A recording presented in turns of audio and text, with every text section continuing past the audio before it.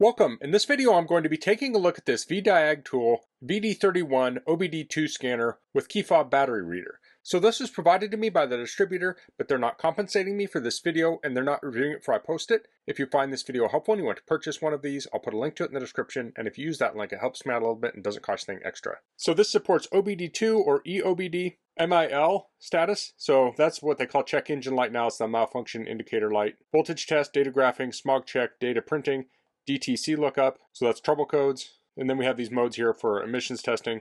Here's some more specs on the back. You can pause and read through these. So let's get this open. Here we have the user manual. Let's take a quick look at this. Now I may not cover everything in here. You want to read through it on your own. We have some notes, table of contents. Looks like we have general information. This talks about trouble codes, plugging in the OBD2, using the controls. So it has a USB-C cable for a computer connection or firmware updates. So you want to connect this to the OBD2 port, turn the ignition on, and the device will power on. It says never use Type-C power during vehicle communication. You can use the Type-C to connect to a computer. It has a built-in 9-volt battery for the key battery check only. This talks about reading codes, pretty much talks about how to use it here. Graphing function, onboard monitoring, checks the battery voltage. This talks about the key fob battery check. So you want to test new key, then you want to do brand selection, so you choose your vehicle, and then check which key you have. This talks about DTC lookup. Okay, so there's an update client you can install. This talks about printing and warranty. So here's the tool itself. So it comes with a USB-A to USB-C cable. So this does not have a battery built into it, so it's not rechargeable. It gets powered by the car. Now since this doesn't have a battery, this wouldn't be bad for storing in a car because you don't have to worry about the batteries going bad inside of it. Now you can put a battery in here for the key reader. So here I have a 9-volt battery. Do the correct polarity. Just beeped. It turned on. Before I forget, let me just measure this cable. So that's about 32 inches. So let's go to key battery. Now this is not a touchscreen. We want to use the controls here. So I'll go to key battery, I'll hit OK. And we want to test new key. So it says if the mode's not recognized, try another mode. I'll hit OK. It says brand selection. So I'll just choose Subaru, which is what I have. This is my key. If I hit left, right, it'll actually go pages instead of items. So I have Subaru, I'll hit OK. So we have a number of different frequencies here. We have 315, so I'll hit OK, and I'll hold this down.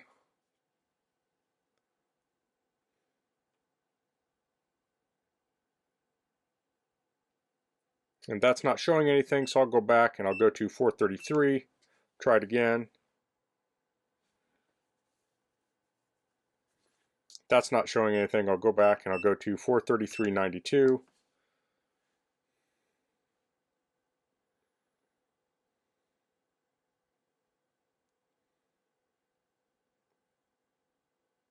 Okay, and that came up. So I'll press OK to freeze. This shows us that we're at 20% on our battery there. So a lot of cars use keychains to unlock them, but also to start them up and things like that. So this is an easy way to check the battery on there so you know if it's the battery or some other issue.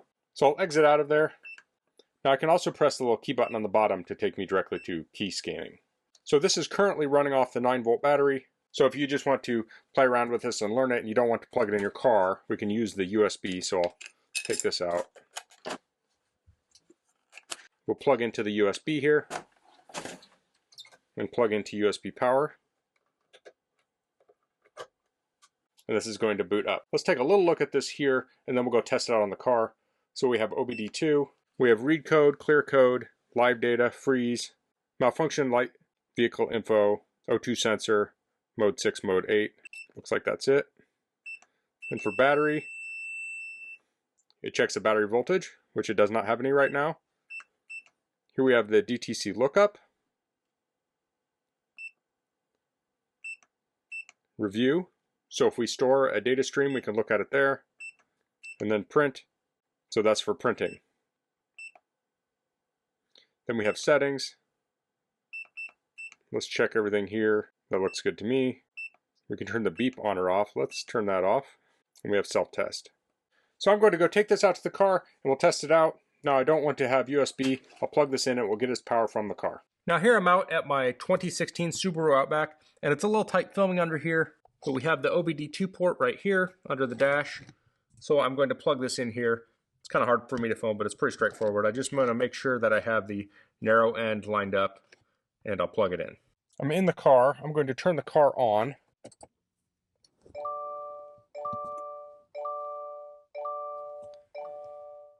And I'll do OBD2. I'll hit OK. I'll say read DTC. So I'll let this run. I'll hit OK. It says stored DTCs. There's no fault codes.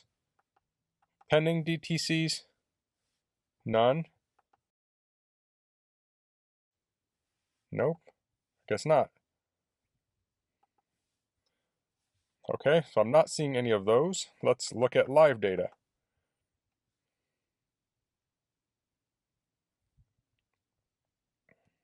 So we have ECU1 and ECU2. Let's say view all items.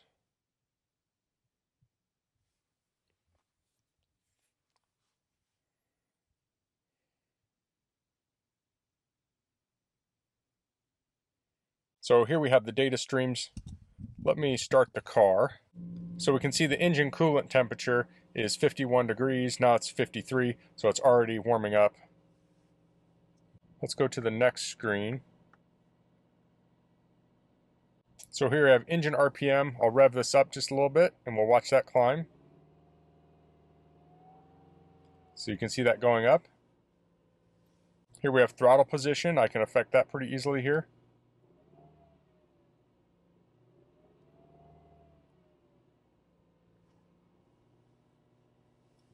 We have time since engine started. Now there's lots of data on here, so it's hard to go over every single one, but you're getting an idea here what we can look at. So let me back out of here, back out again, and I'll go to ECU2, look at all items, and it just has the distance here, so we want to go back to the first mode. Let's go to view graphic items.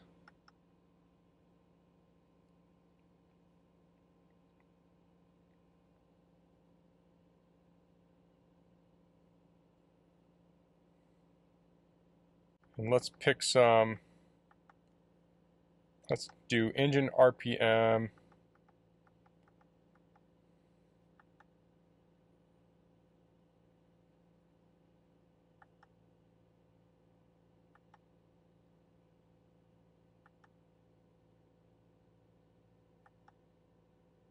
Let's do relative throttle position. I think that's probably good. Okay, so we're graphing these now. So we can see the RPM and the throttle position. I'll press down on the throttle. We can see that going up, and we can see the engine RPMs going up. And we can drop that back down. So I'll hit back. Now let's do record select.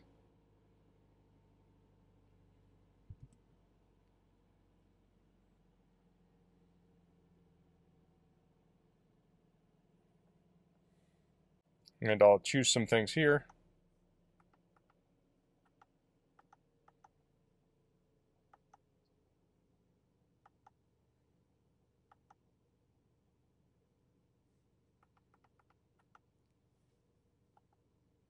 So when I chose those, I just hit back to go to this screen, and I'll press on the accelerator, and we can see the engine RPM going up and the relative throttle position going up.